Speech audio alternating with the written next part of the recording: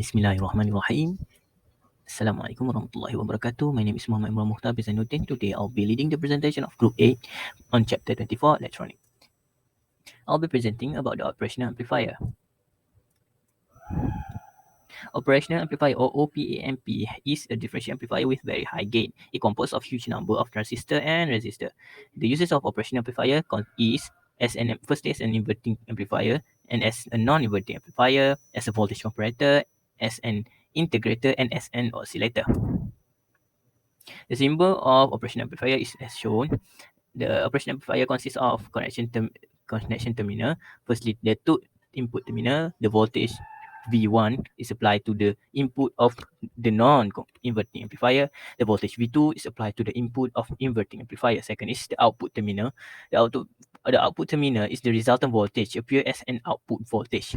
The two terminal for external, it also have two terminal for external power supply. One terminal for positive power supply, voltage supply, and another one for negative voltage supply. Supply voltage. Most of operational amplifier are connected with symmetrical voltage supply. The negative voltage supply and the positive voltage supply are equal in magnitude. It also uses non-symmetrical voltage supply.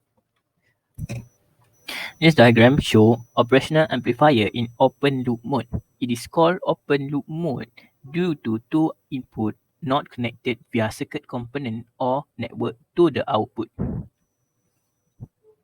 The characteristic of operational amplifier divided into two. First is ideal operational amplifier and second is practical operational amplifier.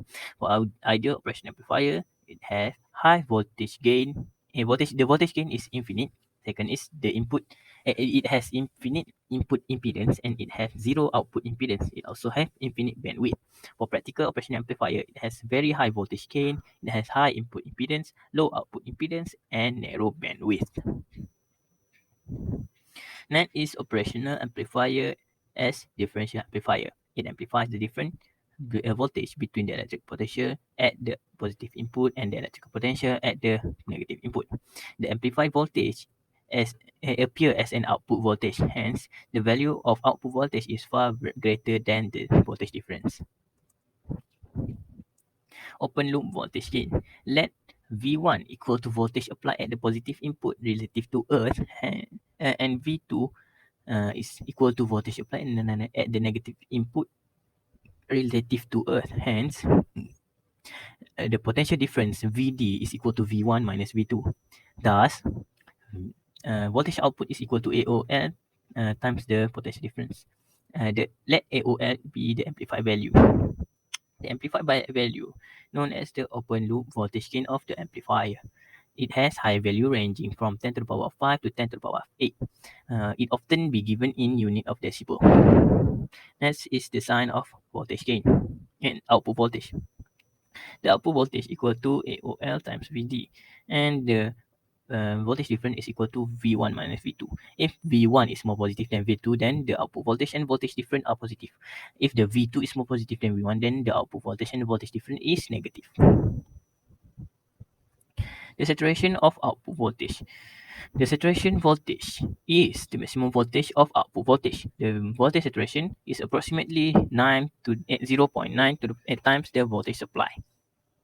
The order of magnitude of voltage difference to produce voltage saturation in open loop mode. Let voltage difference be V saturation divided by the AOL. The AOL ranging from 10 to the power of 5 to 10 to the power of 8. Hence, we have the voltage difference between 0.1 microvoltage and the 0.1 millivoltage. This is the graph of output voltage against the voltage difference for operational amplifier in open loop mode. Since the voltage output is equal to AOL's time voltage difference, thus we can say that the voltage output is directly proportional to voltage difference. Hence, the graph is in linear relationship only up to the saturation voltage. As output voltage reaches its maximum, the output voltage will remain constant with any increase of voltage difference after the saturation voltage takes place. Next is the magnitude of the the voltage supply. If the magnitude of both input is assumed to be zero, then the differential voltage Vd is also zero. For the next is in the instability of AOL. If an operational amplifier is in open loop gain of 100,000 is broken, we can replace it with a similar one, but we will not gain the exactly 100,000 back. Second, the value of AOL will also depend on the temperature of the circuit. Thirdly, in open loop, the amplifier have bandwidth. If it operate beyond it, the gain will drop very fast. Let's proceed to the next presenter. Thank you. Now moving on to 24.2, negative feedback. The definition of feedback is the action of sending a fraction of the output of an amplifier to the input of the same amplifier. For feedback signal path, feedback is achieved by connecting a feedback network between the input and the output. As shown in the figure, the circuit shows the voltage feedback method. In this method, the feedback network extracts a fraction of the output voltage, then introduce this fraction into the input section of the amplifier. Hence, this section is defined as beta voltage, where beta indicates the fraction of this original output voltage. And because the circuit linked the output into the output, the amplifier is now in closed loop. Now, the difference between positive and negative feedback. For positive feedback, fraction of output voltage is introduced into the input to increase the input voltage. However, for negative feedback, the fraction of output voltage is introduced to the input to decrease the input voltage.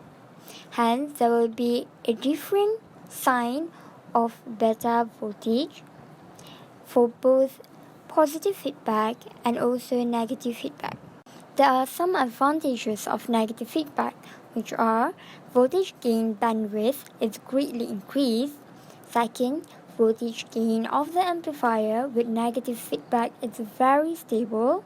Next, nuances in signal are much reduced, and also distortion of signal are much reduced. However, there are also disadvantages of negative feedback, which is that the gain is drastically reduced. Next, for 24.3, inverting amplifier. The figure shown the circuit of inverting amplifier, which is AMP, is connected to some external component to become an inverted amplifier. Hence, the positive output is grounded, which means voltage 1 is equal to 0, and the negative input is connected to an input signal in the inverting via resistors, so that the point X, the output, and the point Y, which is the input, connected via resistor.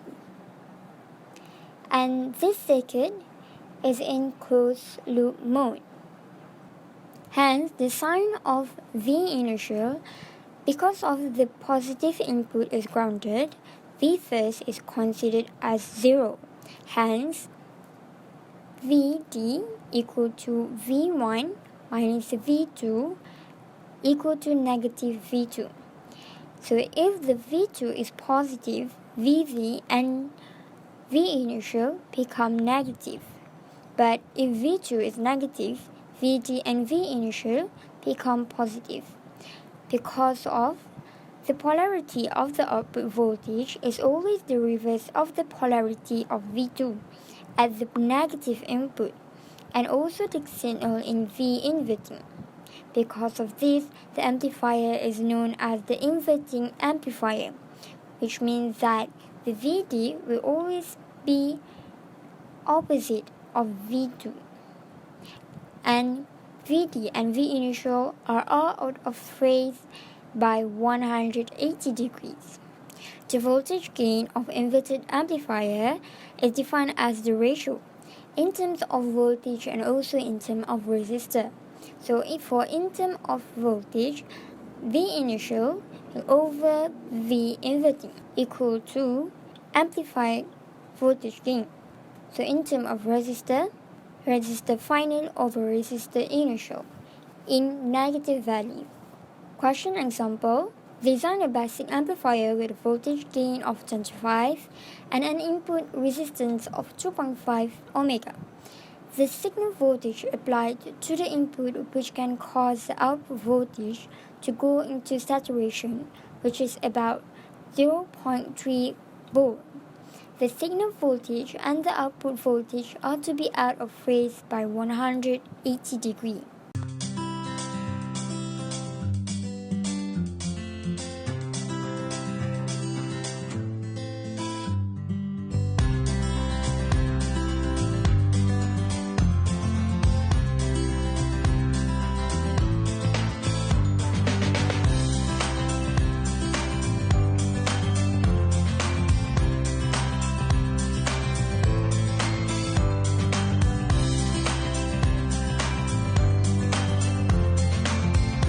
My name is Nur Nabilah. Now we are going to look at the next subtopic, which is non-inverting amplifier. Here we have the circuit of non-inverting amplifier, where from the circuit we can know that the input voltage is now connected to the positive input. The amplifier functions in the closed loop mode, and also the path from X to Y through RF. RF is the one that I have circled there, act as a path for negative feedback. Negative feedback is the one that we have been discussed early in this video. The voltage gain of non-inverting amplifier, the definition of voltage gain we can simplify by looking at this equation where the voltage gain equals to the ratio of VO and VIN, which are VO is the output voltage and VIN is the input signal. In terms of resistor, voltage gain equal to 1 plus RF over R. For the stability of voltage gain, because it is determined by the external components R and RF, therefore, voltage gain is very stable. Next, for the voltage comparator, the main function is to compare two voltage applied to the two inputs of the operational amplifier. Here is the circuit of the voltage comparator, and the principle, a very small difference in the two input voltage will drive the output voltage to saturation. When the signal voltage is greater than the reference voltage, the output voltage becomes saturated and is positive. When input voltage is less than reference voltage, the output voltage still becomes saturated, but it is now negative. Next, we are going to look at the integrator. The main function of an integrator is to produce an output voltage which is proportional to the time integral of the input signal voltage. Here we have the operational amplifier integrator circuit. Okay, the principle, the input voltage is a square wave. The output voltage is negative, opposite to the polarity of the input voltage. But within the next period, the input voltage change polarity and becomes constant negative voltage. During this period, the capacitor will charge, and the capacitor undergoes a process of charging and discharging. The next one is oscillator. The main function of oscillator is to generate an alternating current and voltage of a predetermined frequency. The waveform of the output is in a sine wave, square wave, and triangular wave. It will convert energy to the DC power supply into energy carried by the alternating current generated by the oscillator.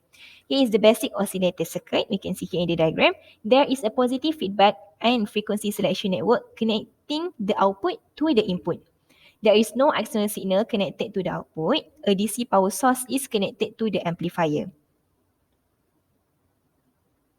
The essential requirements for oscillation, the first one, there must be an amplifier for oscillation. There must be a selection network to select a signal at a given frequency from the output.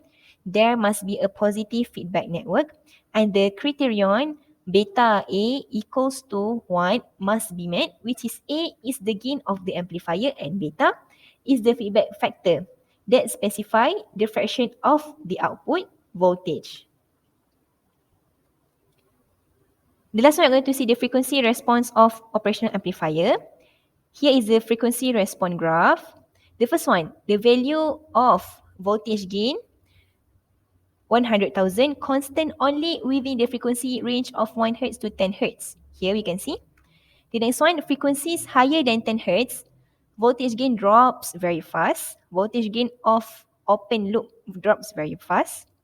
The open loop amplifier have bandwidth of only about 10 Hz.